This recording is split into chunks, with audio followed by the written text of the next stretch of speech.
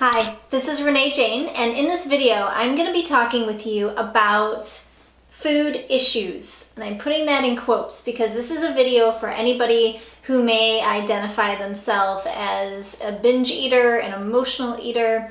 Maybe you don't identify yourself, but you just think, maybe I have issues with food, and you're curious about this relationship. You might identify as someone who feels food obsessed or even food addicted. And so I'm going to dive into some ideas around this. This is the first video of a few that I'm going to be doing, so make sure you check the links below. And of course, as always, leave me a comment because I really believe that community is where it's at, and so a lot happens in the conversations after the video. As we look and dive into this feeling of food issues, the root of it is really important to get to, and I want to help you understand the root. I'm a holistic nutrition practitioner, and there's so many different aspects of our health that we look at. We look at, whether our hormones are balanced. We look at, are our taste buds numbed out from sugar? We look at our endocrine system. We're also looking at all kinds of little aspects of mineral levels, vitamin levels, cholesterol, right? It's a lot of information, and it's overwhelming information.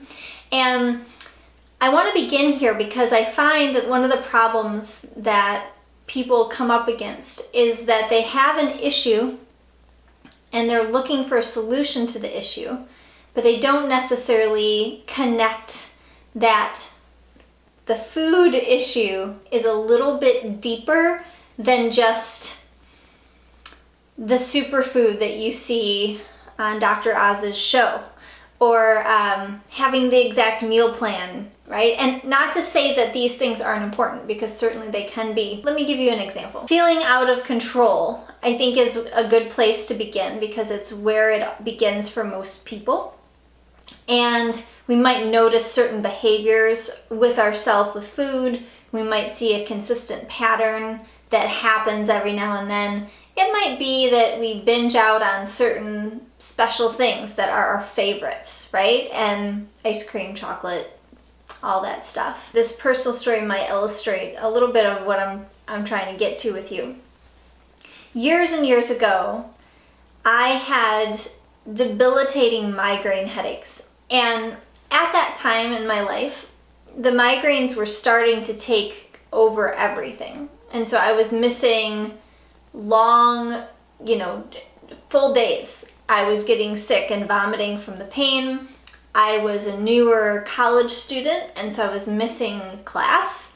I wasn't able to complete homework on time. I wasn't showing up in my relationships in the way that I needed to.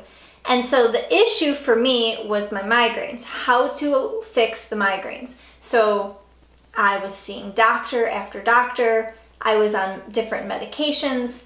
None of them were working for me. So then I was trying chiropractic and all the things, right? We could go on and on. I even recall researching on the internet at the time ideas around food and migraines. And there was something about eating dairy that I had discovered. And we'll do a whole nother video on dairy if you have questions on that. So we'll get to that. But the doctor that I was seeing, I went to him and I said, I found this information. I'm really curious if maybe food is impacting these migraine headaches I'm getting. And the doctor at the time said, food is just a placebo effect. No bearing whatsoever on your migraines. Just ignore that. Here's your prescription, essentially. And I took the prescription and I went on my way.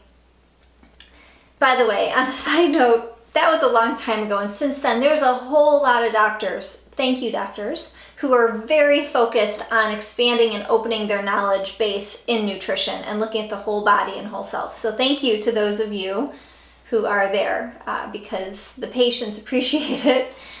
But at the time, that was not the situation I was in. Fast forward years later, I started to really see that it was my food. As I started to dive more deeply into how much sugar I was eating, and I did a cleanse, which is a whole nother longer story that was a catalyst to me getting into nutrition in the first place. But I started to really see that I was eating a lot of fast food. Like a lot. I was addicted to soda. I was so addicted to sugar. These particular issues were the root cause of my migraines. And so my focus, I'm out of control with migraines. That's usually where it starts with people, not migraines, but we feel out of control in some way and we need to figure out how to fix that thing. For some people it might be, I feel like I have a weight problem and it's always there. For other people, I might have a thyroid issue. For some people, it's an autoimmune thing. Like, there's so many different factors. But then as we start to strip it down and we do the work together, and as a nutrition practitioner and a life coach, I work with clients one-on-one and in groups, and I'll tell you at the end of this video about a group that I have if you feel that you might need some support around your food or food issues, as we're calling them right now. And I started to see that I actually had some really deep addictive behaviors. So it wasn't just that the sugar and the fast food and the soda and the poor eating was causing these headaches, but it was that I was carrying a lot of stress in my body, causing them to be worse, and then that was causing me to act out and continuously eat the stuff that I knew was bad for me, the stuff that I knew was causing my headaches and migraines. So I had to get to the root cause. And I want to take just a second and help you understand what I mean by root cause. So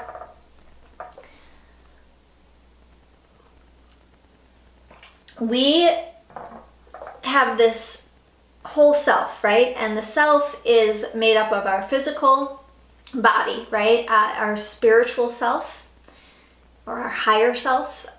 It has a component of our mental self, our thoughts, our habits, our patterns, and our emotional self in how we're feeling and relating or blocking ourselves off to feeling and relating. And so these four components, the physical, the mental, emotional, the spiritual, they're all working together to make up this holistic self of us. And we got to start to see, like, what is, if we really keep diving deep and deep down, the piece of the puzzle that's really bothering us. What I started to see is that I had addictive behaviors with food. I know that word addictive might trigger some people, but I'm actually speaking to the people out there who feel obsessive or out of control and who have had binge eating or unhealthy relationships with food. Maybe anorexia, maybe bulimia, maybe overeating. And I think it's important to also share, I've mentioned some things around my eating with sugar and fast food and things like that. And, you know, this was many, many years ago. But when I got into nutrition school, which was a huge catalyst for a lot of change in my life, I started to see, though, that the root of these issues, the addictive issues, the obsessive issues with food in particular, didn't go away. It just shifted to healthier foods. Food is our source of energy. And what happens when we have an unhealthy relationship with it, it permeates through every other area of our body. And to kind of trace it back to the migraines just for a minute. So, and to this word addiction. The root of addiction is pain. And it's this suppressed pain that we don't want to feel because it's so scary, right? And this is a unconscious feeling. So, and what I mean by that is that most of us aren't walking around thinking, I have some pain, and so I'm just going to press it down. Like, we don't think about that, right? We just want to figure out how to feel better. We want the magic pill to take it away, right? And so the root of this addiction is pain. And that pain, that sickness, that trauma, that old stuff from our childhood that we haven't dealt with yet, it begins to manifest in the body, in our cells, deeply on a cellular level, as sickness and illness and disease. So, in other words, coming back to my migraine headaches were actually a symptom of a very deep problem of me suppressing a lot of pain.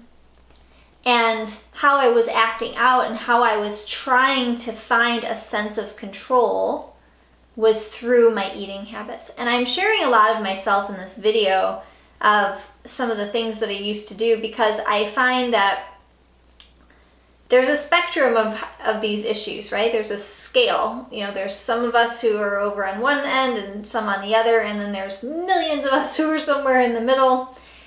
And this isn't to say that I have this story and it's more worse than yours or less worse than yours. Please don't try to compare. This isn't about shaming you around your food. This is an invitation for you to start to see things a little bit differently and start to understand that our issues or addictive behaviors and our obsessive things around food can really be traced back to needing so badly to find a sense of control in our life. When we feel so out of control deep inside, and we have all these emotions or unfelt experiences or unfelt feelings, and we're shoving it down, not feeling, we're using food to numb, we're using the behavior of binging or emotional eating, or obsessing about food, or obsessing about cooking, or obsessing about being perfect with our food, whatever those things are for you, we're using those to try to gain some semblance of control in a really deeply out of control psychology deep inside us.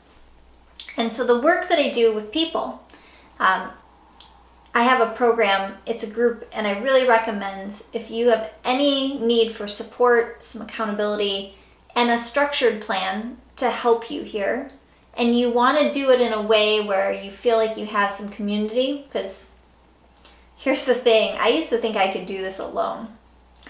Huge wake-up call, because we can't do this alone. We just cannot, and please trust me when I tell you, you can't do this alone. So whether it's me or whether it's with someone else, get some help and support. On my website, reneejayne.com, you'll see a button for My Nutrition 360. You can click that and you can fill out an application, which will lead us to be able to have a conversation potentially together. And I want to get to know you. I want to hear what you have going on.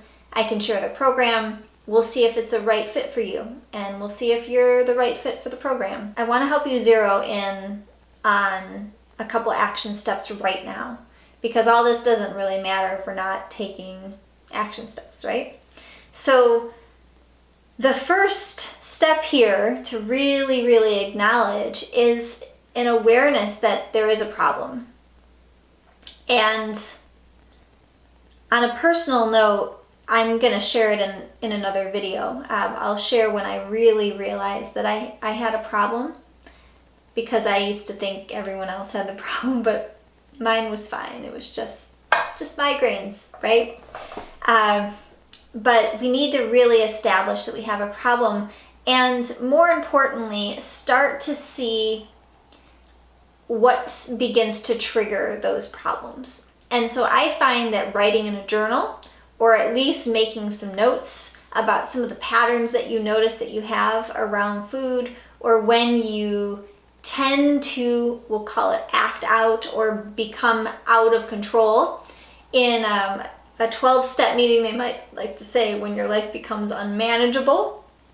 When are those times? What happens? What are some of the what I want to share are triggers that might cause those things to begin to spiral out of control.